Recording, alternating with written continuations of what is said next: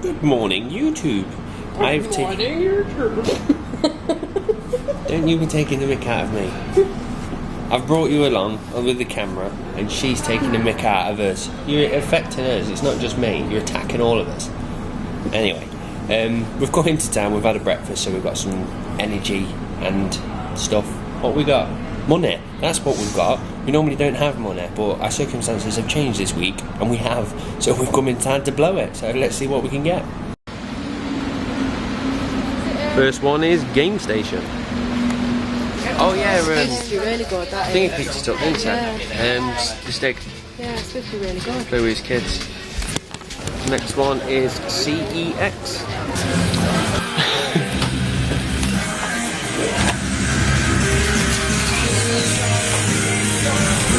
Third on the list is Game. Let's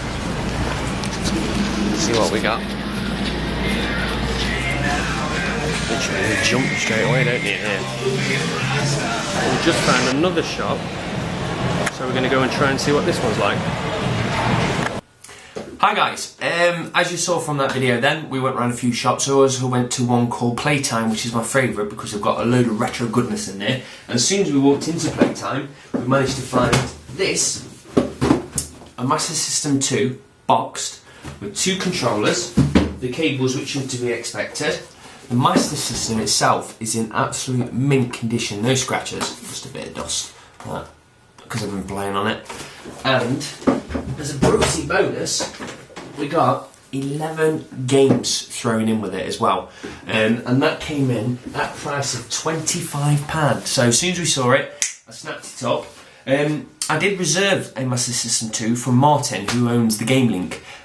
So obviously I won't need that now, but I'll probably end up reserving the SNES off him instead, because I'm after one of them. But while we're talking about Martin, he owns a shop called the Game Link. I think that's in Spalding, and what he's doing in June the 11th and 12th, which is Saturday and Sunday, he's hosting a games competition, and it's open to all the YouTubers. So if you want to go down there, it's going to be playing retro consoles all the way through the different years, and he's got a load of games set up, and we're just going to have a massive competition who can get the highest score across them all and see who's the ultimate gamer. So I'm going, there's a few of us all going, so if you definitely want to go, what I'll do is I'll drop his YouTube channel in the link below, so go and check him out, and if you're interested then go to the actual the retro gaming event, which is happening in June the 11th and 12th, which I've said, but I'll say it again. So moving on,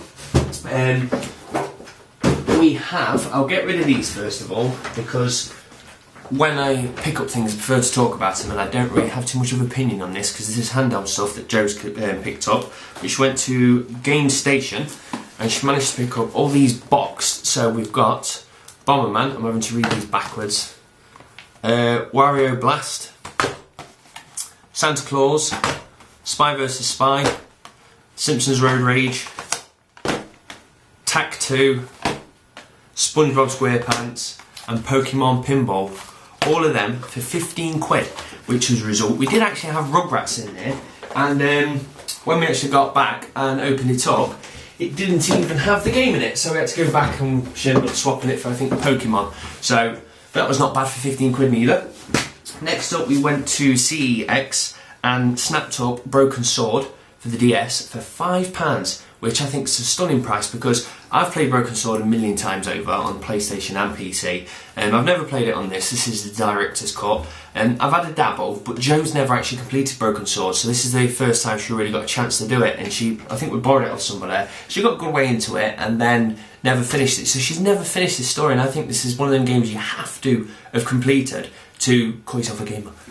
So yeah, she's going to be going through that, so I think that was a pretty good price. Another thing which I actually got from Amazon, but why I'm on a pickup video, is Mass Effect, the book. There's a few of these out there. This is the first one, and this story follows, I think it's Saren and Colonel Anderson. The problem they have between each other never actually got fully explained in the game, and this story is supposed to follow it. From what my friend told me, I don't know, I just brought it, but a guy on Xbox Live told me I need to get this, so I've got about that far into it, and so far it's absolutely stunning book. It fills you in so much information about like the Earth mass relay is actually beside Pluto in its frozen moon. Or we thought it was a moon until we thought it out, found out it was a mass relay. But I'm going on anyway. If you don't know about Mass Effect, you're probably going, shut the fuck up now. But anyway, moving on. We have now got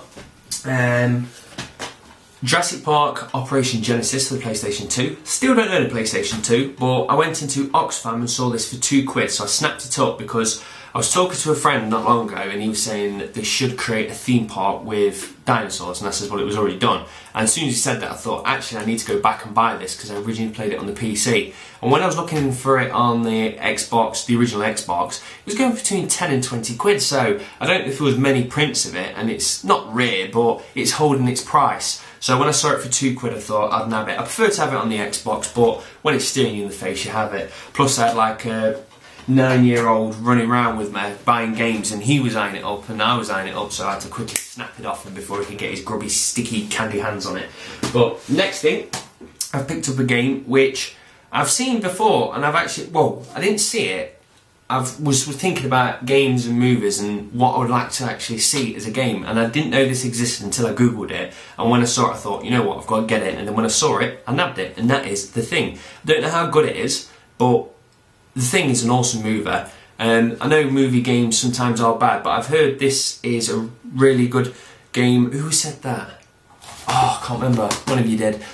Huge Resi fan, I think it was actually. He said it was a cracking game. So going on what he says, I shall send you hate mail if it's crap. So, next of all, we've got 3 Wii titles. This was from Amazon, and that's Kirby Epic Yarn.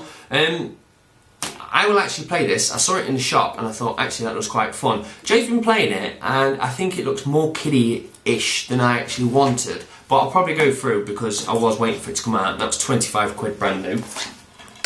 Then we've got Final Fantasy Echoes of Time, and that was from CEX, and that came in at 6 quid, so nab that up.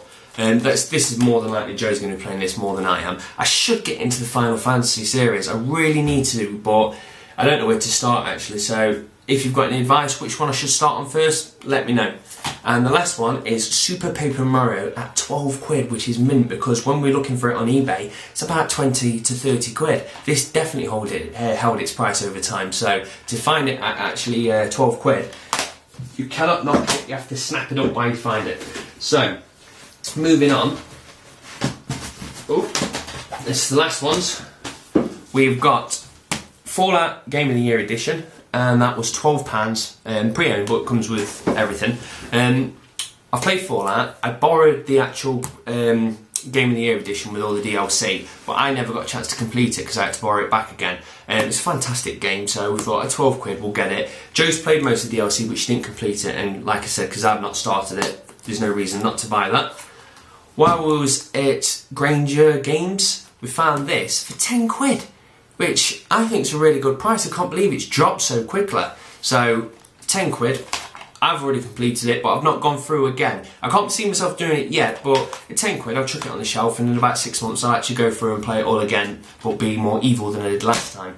Next one is Mirror's Edge. I played the demo, I really enjoyed it. I always see it for 4 quid, and I always think I should buy that for 4 quid, so I did at last. It took me ages to actually go around and buy it. I jumped on this last night.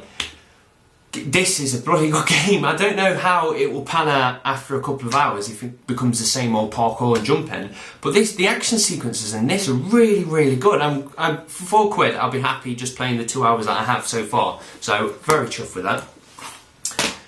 This is a game now which I've completed on the PC. I've always been trying to collect it back for the 360. And every time I find it, it's a reasonable price, but it's always battered. Always the case is knackered or the actual inlays are ripped, and I've never found it. And this is at Asda, on eBay, everywhere I've always been looking, always been knackered copies. So it's the first time I found a mint condition copy, and that is Far Cry for £5. This game is stunning when I first played it. I really enjoyed it. The fact how you can actually set fire to the grass, and depending on the way the wind goes, that will bring the fire in. Because there was one before where I was trying to get some guys out of a camp. So I set it on fire, got my sniper rifle, and as I was looking down, next minute I was losing health, pulled my sniper rifle back down and realised the wind had brought the fire towards me and set me on fire. So, absolute cracking game at £5. I'm definitely going to get my money's worth. And the last one is I hate paying full price for games, but I haven't brought a game at full price in ages, so I thought, sod it, I'll treat myself, and that is Portal 2. So I went on that last night, had a quick blast on it. I really am enjoying it. It's a gorgeous looking game. I love the puzzles that are in Portal anyway. When I start playing through it, it's obviously starts low and gets more difficult, and I'm getting to that level now where I'm really interested in it because I'm having to sit and think about how I'm actually going to be using the portal gun. Also, there's co-op on this, which is going to be very interesting. I know AC Car Shark was saying it's absolutely cracking game when it's co-op, so I shall be enjoying that. I think I might phone my mate up in a bit actually and see if he wants to come round and we'll have a crack on it. So that is absolutely everything. I spent far too much, but it's the first time we've had some cash, so you know what it's like. You're in town and next minute your wallet's empty. So that's all there is, guys. So thank you very much for watching. Cheers.